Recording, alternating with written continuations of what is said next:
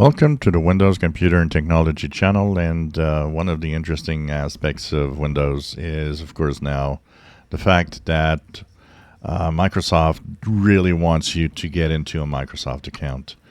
And one of the things that comes out of a internal documentation on Windows 11 and Windows in general is that apparently Microsoft really hates it if you do not log into a Microsoft account. So this is very interesting because it simply means that Microsoft will do pretty much anything to have you sign in with a Microsoft account.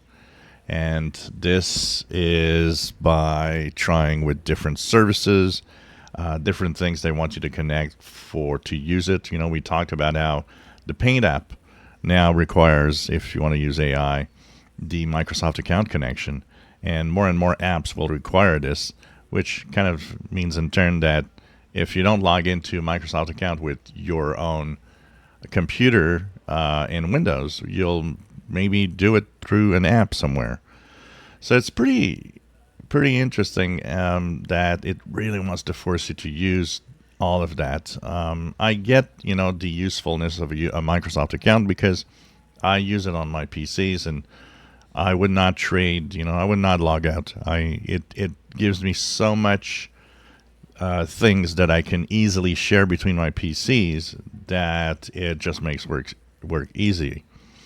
But I would see one thing though. If you have only one PC now, of course, there are settings, there are things that it can save for you that if you log back into Windows, they will be back.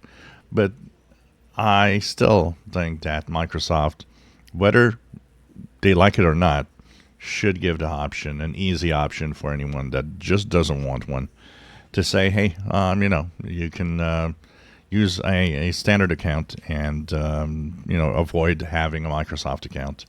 Just use a local account if you want. It's fine. We're okay with it.